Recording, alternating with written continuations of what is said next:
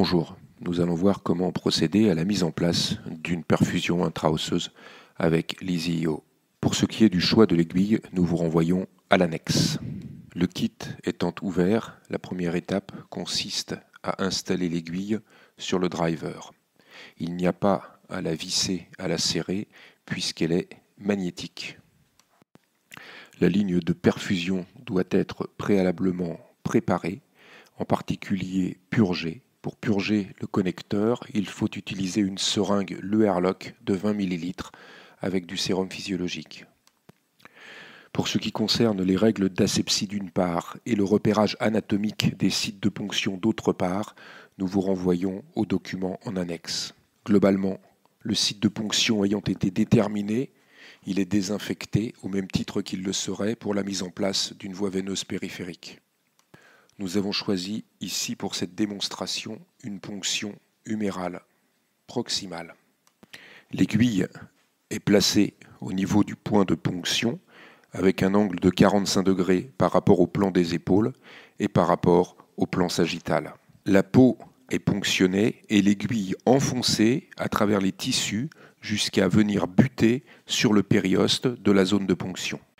Il est important de vérifier que la marque des 5 mm est visible sur l'aiguille de ponction. Si ce n'était pas le cas, il conviendrait de prendre une aiguille plus grande. Dès lors, il faut appuyer sur la gâchette sans exercer de pression sur le driver et de façon continue jusqu'à sentir la perte de résistance. Cette perte de résistance traduit la pénétration intra-osseuse. Pour déconnecter le driver de l'aiguille, il faut tenir l'aiguille et tirer doucement le driver. Il n'est pas indispensable que l'aiguille soit insérée jusqu'à la garde. Le fait que l'aiguille soit stable une fois que le driver est retiré indique que l'aiguille est correctement insérée dans l'os. Le mandrin est dévissé et retiré du driver. Il est introduit dans le bloc aiguille rouge qui a été préalablement sorti.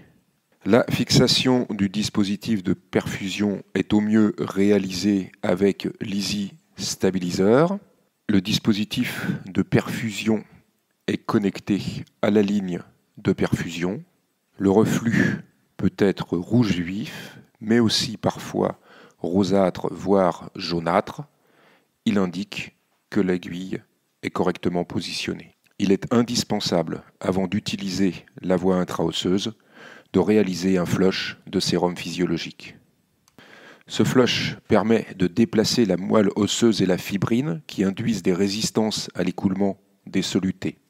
C'est une étape fondamentale qui conditionne la qualité et le débit de la perfusion.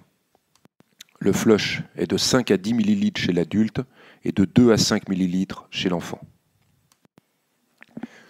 Le connecteur est purgé avec du sérum physiologique. Le stabiliseur est fixé grâce aux adhésifs qui sont appliqués sur la peau.